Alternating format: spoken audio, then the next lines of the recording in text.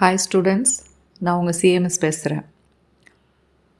நம்ம லைஃப்பில் நம்ம எல்லாருமே ஒரு வெல் பிஹேவ்டு பர்சனாக இருக்கணும் அப்படிங்கிறது தான் நம்மளோட ஆசையாக இருக்கும். உங்கள் பேரண்ட்ஸாக இருக்கட்டும், இல்லை உங்கள் டீச்சர்ஸாக இருக்கட்டும், இல்லை உங்களுக்கே உங்களுடைய மனசில் நீங்கள் ஆசைப்படுறது ஒரு வெல் பிஹேவ்டு ஹியூமன் பீயிங்காக இருக்கணும் அப்படிங்கிறது தான். சரி, இது நீங்கள் குட்டி பசங்கங்கிறதுனால இந்த வாஸ்ட் டாப்பிக்கில் ஒரு 3 சிம்பிளான விஷயங்கள் மட்டும் நான் உங்களுக்கு சொல்கிறேன்.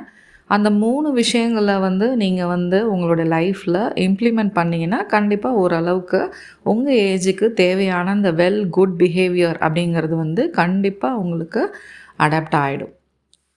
நான் சொல்லக்கூடிய அந்த 3 இம்பார்ட்டண்ட் பிஹேவியரல் ஸ்கில்ஸ் இல்லைன்னா சோஷியல் ஸ்கில்ஸ் என்ன அப்படிங்கிறத பார்ப்போம். First one think before you speak or two.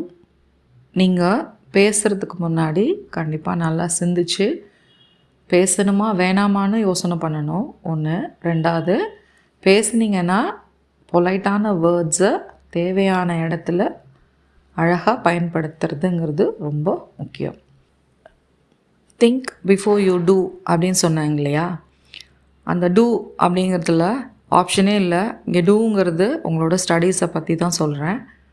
அப்போ how to do, how to study, கண்டிப்பாக இதில் 100% கான்சன்ட்ரேஷனோட ஃபோக்கஸோட 100% திருப்தியாக தான் அந்த ஸ்டடீஸை செய்யணும்.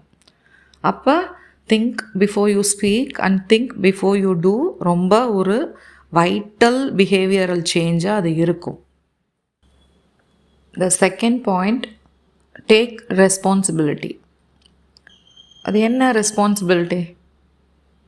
கண்டிப்பாக உங்களுடைய ரோல் ஒரு நல்ல ஒரு பையனாகவோ இல்லை ஒரு நல்ல ஒரு டாட்டராகவோ தான் இருக்க போகுது. அப்போ you need to take the responsibility to be a good child, to be a good student. Finally, self control.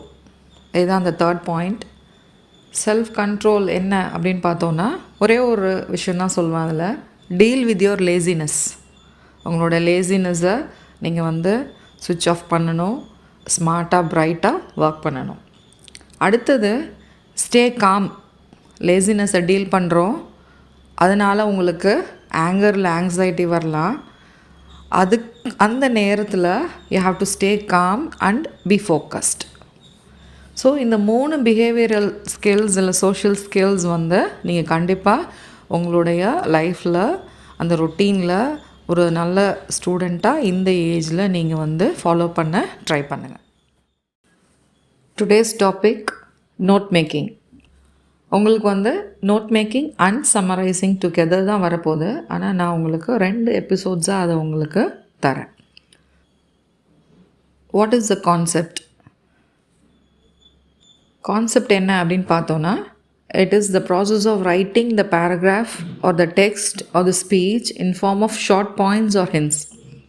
அந்த கொடுத்துருக்க பேராகிராஃபையோ இல்லை யாராச்சும் பேசுகிறச்ச அந்த பாயிண்ட்ஸையோ ஒரு சின்ன சின்ன குட்டி குட்டி ஹின்ஸாகவோ இல்லை பாயிண்ட்ஸாகவோ நம்ம நோட் பண்ணுறது தான் நோட் மேக்கிங்.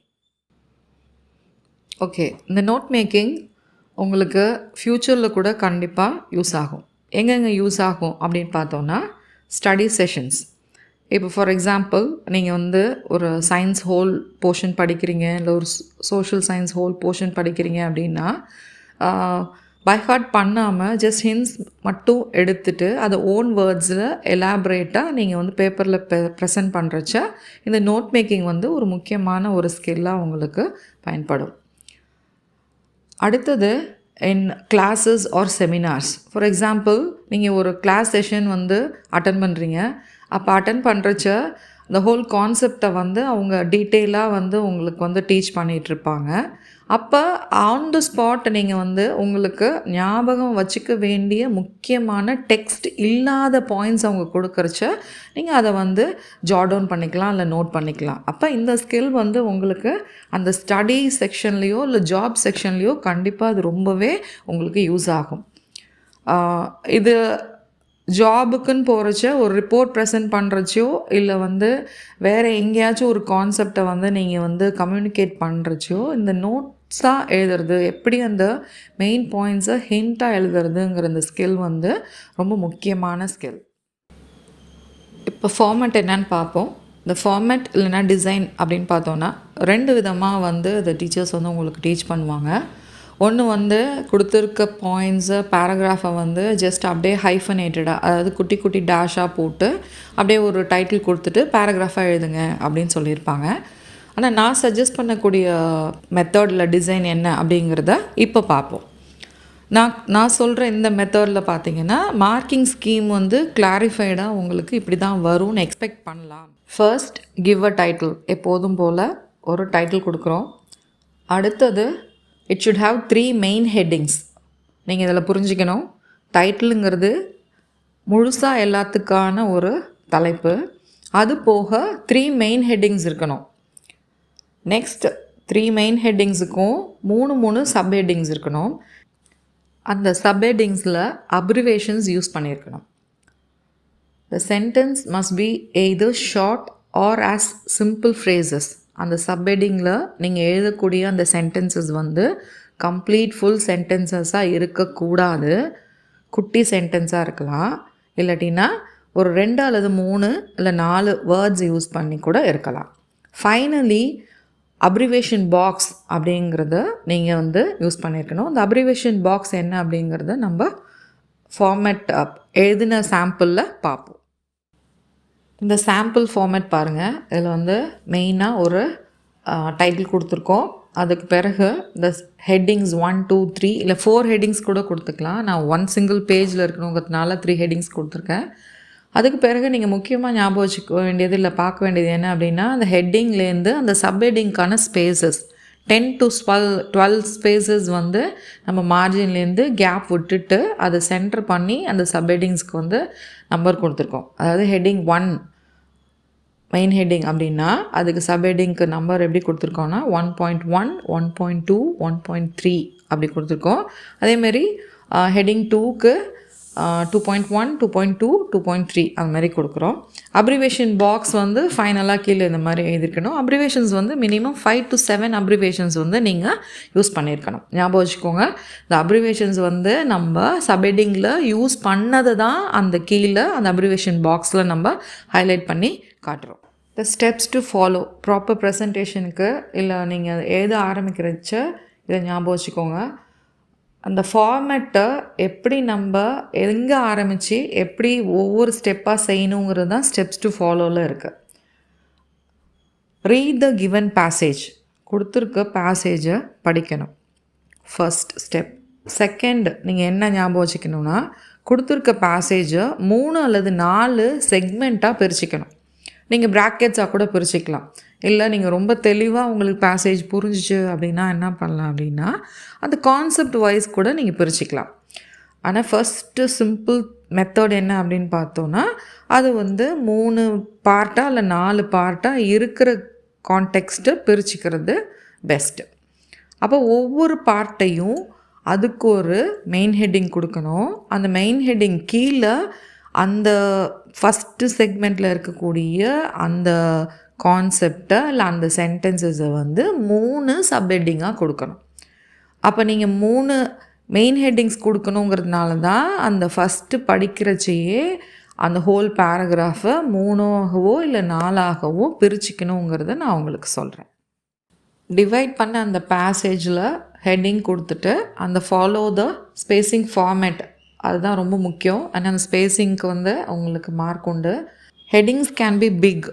அந்த கொடுத்துருக்க அந்த மெயின் ஹெட்டிங் வந்து 1 சிங்கிள் வேர்டாகவோ இல்லை 1 கம்ப்ளீட் சென்டென்ஸாகவோ இருக்கலாம். ஆனால் சப்ஹெட்டிங் வந்து ஞாபகம் வச்சுக்கோங்க ஃப்ரேசஸாக இருக்க போகுது. அதாவது 2 அல்லது 3 வார்த்தைகள். அந்த சப்ஹெட்டிங்கில் கண்டிப்பாக அப்ரிவேஷன்ஸ் வந்து யூஸ் பண்ணிக்கோங்க.